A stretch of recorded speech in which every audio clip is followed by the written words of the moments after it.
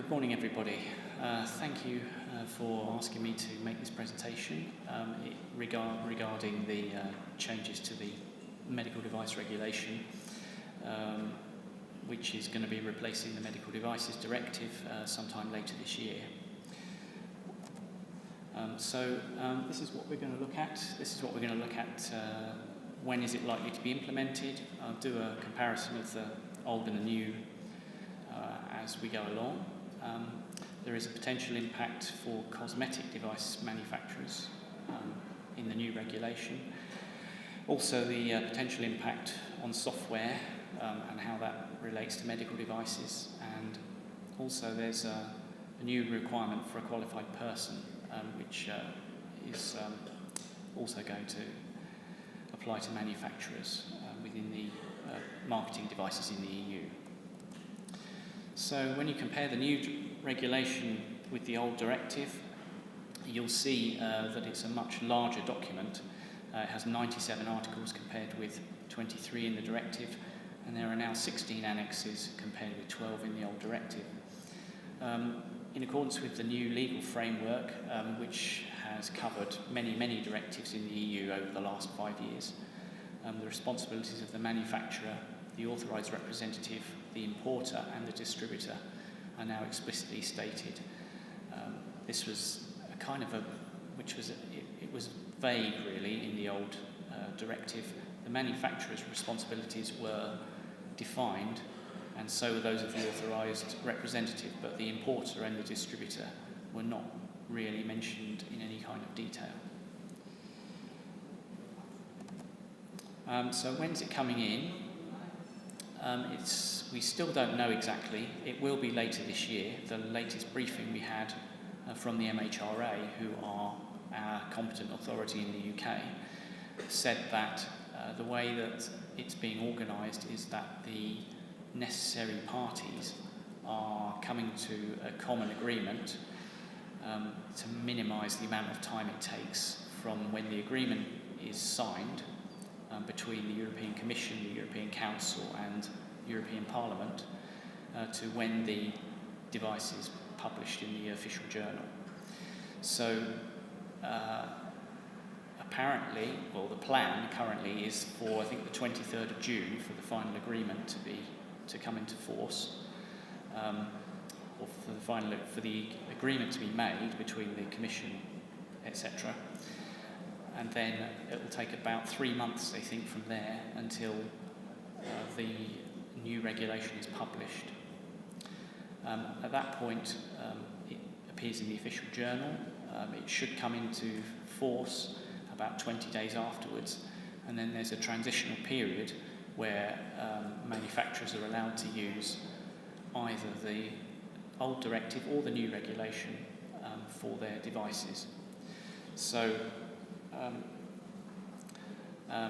of course, it does have an effect on notified bodies, of which UL, of course, is one. How can I say this? In fact, a large part of the new regulation relates to notified bodies, because one of the reasons for changing the directive was that the performance of notified bodies within Europe was considered to be patchy, shall we say. Some were much better than others. And so in order to bring everything onto a level playing field, as they say, the notified bodies will come under much more scrutiny than they have been in the past. In fact, that's already started to happen. The notified bodies, certainly the competent authority has been paying a lot more attention to the activities of the notified bodies over the last 2 or 3 years since the regulation was first talked about. So anyway, to summarise, it looks like it will be published in September with a 3-year transition period until September 2019. Will you need to comply? Immediately the regulation enters into force. Manufacturers really can choose how they go about this. They have 3 years to come into compliance. Obviously, they have to find a notified body which has been redesignated to the new regulation that's a process in itself, but it will start 6 months after publication. 6 months after entry into force is when the parts of the regulation applying to notified bodies are implemented. So you will still be able to use the old directive after the new regulation comes into force, but you will, if you do decide to do that, then you're going to have to come to the regulation and when the certificate runs out, which is probably 3 or could be up to 5 years. Now, one of the changes to the regulation is to include cosmetic devices. Currently, they're not really covered in terms of classification. They have their own directive, but the Commission decided to cover surgically invasive devices under the medical device regulation.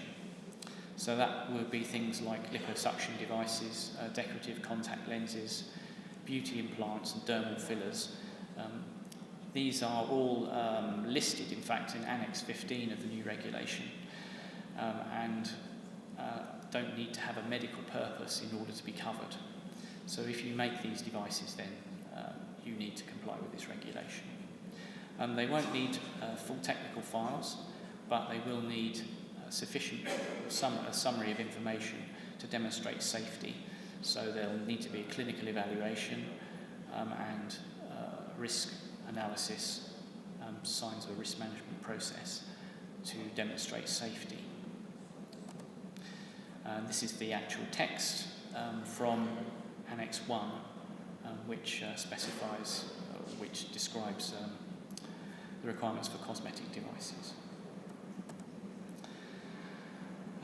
So under the classification, software is not changed, but again it's specified more accurately.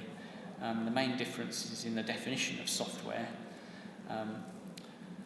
and so as you can see, it now mentions direct or indirect medical purposes for diagnosis, monitoring, etc., etc.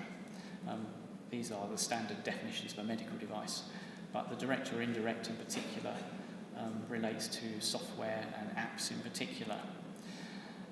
So there's a potential for all software devices that could be interpreted to have an effect on injury or tracing physiological parameters to be termed medical devices. And there's a list here of some of the things that might come under it. Now, most of them are likely to be Class 1, and so they won't need a notified body for that purpose, but some of them can be said to have a measuring function, in which case you will need a notified body to place it on the market. And this could be quite tricky for notified bodies because there's likely to be lots and lots of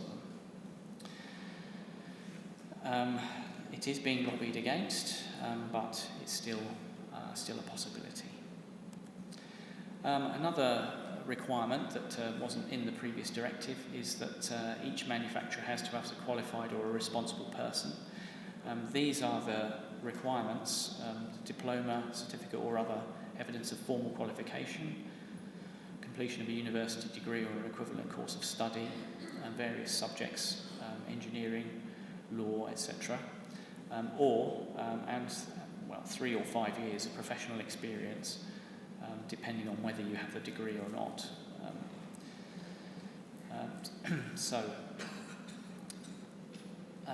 Custom-made devices are treated slightly differently.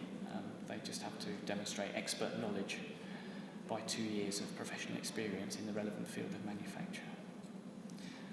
But this is a problem for some manufacturers because they actually outsource regulatory and quality functions within their company, and so they don't have such a person. It's still moot whether subcontractors will be allowed to be qualified persons. We'll find out, I guess, in June when the final text is published. Some manufacturers are currently recruiting new graduates in order to train them up so that they can be a QP, a qualified person, when they implement the new regulation within their company. Data on sterilisation is much expanded. It now explicitly states that devices have to be sold sterile. The devices to be sold sterile are manufactured in controlled environmental conditions. This was obviously implied in the previous directive, but it wasn't explicitly stated. Also, labelling needs to distinguish between different versions of the same device if they're sterile and non-sterile. Human factors is another item that's more explicitly stated in the new regulation. It was mentioned in the essential requirements of the Medical Devices Directive in Annex 1 as some of the first more important essential requirements. But it's now being again expanded and much more emphasis placed on instructions for use and for labelling so that they're easily understood by the intended audience, especially if it's a lay person, by which I mean not a medical professional. It's explicit from Annex 1 that usability risks have to be considered. Usability is another name for human factors engineering, and that's what most of the safety standards call it, in fact, in the IEC 60601 series.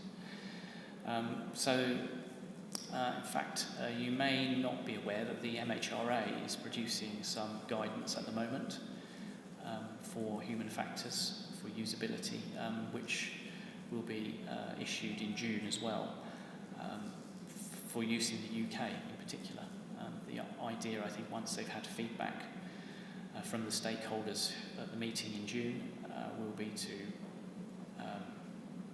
take it to the European Commission and have it issued as some EU-wide guidance. But that's an aside.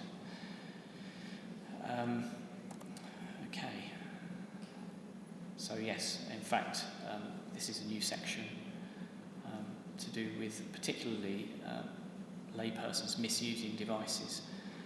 I think this was specifically really for things like insulin pumps.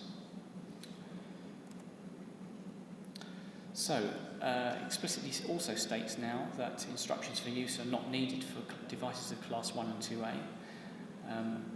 and can be abbreviated if the device can be used safely without them, which is actually quite an important thing because quite often the instructions for use get lost, and so it's important to be able to use the device without them if possible.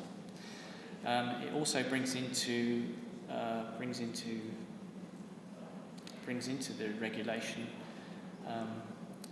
the e-labelling regulation 207/2012, which relates to electronic devices which have a screen largely, and also for standalone software. With devices like this, you don't need to provide a paper manual. You can have them on a CD, or they can be available on the internet. It still applies. Paper instructions still have to be provided even for professional use devices. It's different to the North American requirements for e-labelling, but that's something again that is now explicitly stated. The regulation is already in force, but it's not in the Medical Devices Directive anywhere. Also, it states specifically that residual risks, or risks left after risk reduction, have to be communicated to the user. And once again, this is actually specifically stated in the risk management standard, ISO 14971, which is a harmonised standard again for the MDD, for the Medical Devices Directive, but is not in the actual directive itself. So, the regulation now also explicitly states that the information provided with the device must be in a language which can be easily understood by the user or patient. So that includes obviously medical professionals. But it now explicitly states that it's determined by the law of the member state. And I know from personal experience that most medical device laws in Europe actually state that it has to be in the language, in their native language. It doesn't distinguish between medical professionals and lay users. So, well, it's still actually, it's no different. In fact, it's just explicitly stated rather than implied. Also now, unique device identifiers. It's not applicable to custom-built or investigational devices, but will be part of the new regulation. This is something that notified bodies will be looking at, and it's required to be on the label. The system is not yet set up in Europe, but it will be. It will start to be set up shortly. The contents of a technical file is now explicitly stated in Annex 2 of the new regulation, so it will give manufacturers a much better idea of the kind of information they need to provide for their Class 2A, 2B or Class 3 devices. So it should hopefully make technical file assessments be turned around more quickly by the notified bodies, because there should be fewer gaps in the documentation provided. One of the annex also states the contents of a declaration of conformity explicitly. Again, in the current directive, it doesn't really give you much help. Authorised representatives will need full access to the technical files, so importers and distributors will also have duties involved with vigilance, ensuring device safety, etc. So again, with notified bodies, where next? Notified bodies also have to be suitably competent. This was touched on, in fact, in the last presentation, where they're checking competency on a regular basis. But here it is specifically stated in the annex, which relates to notified bodies. The annex numbers for conformity routes have changed, but the content is broadly similar. One of the main differences, though, for the new directive is to Class 3 devices, which are now subject to a different procedure, which will involve a panel of experts known as the Medical Device Coordination Group. And it's their purpose to review the summary technical information of safety and performance, which the manufacturer has compiled and has presented to the notified body.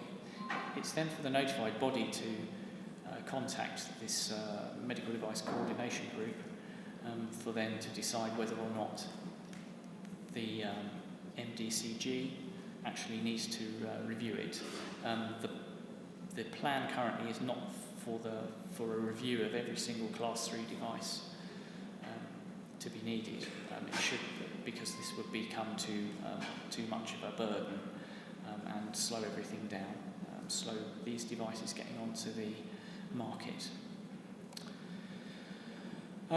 So anyway, again, for notified bodies, these are the requirements for people who are reviewing technical files, a degree or professional experience. And of course, they have to have appropriate knowledge of the general safety and performance requirements, and of the conformity assessment procedures, and also classification, of course, which is something that has changed very slightly in the new regulation. It mostly relates to implants and Class 3 devices. The rest of it is more or less the same. So thank you for listening to my presentation.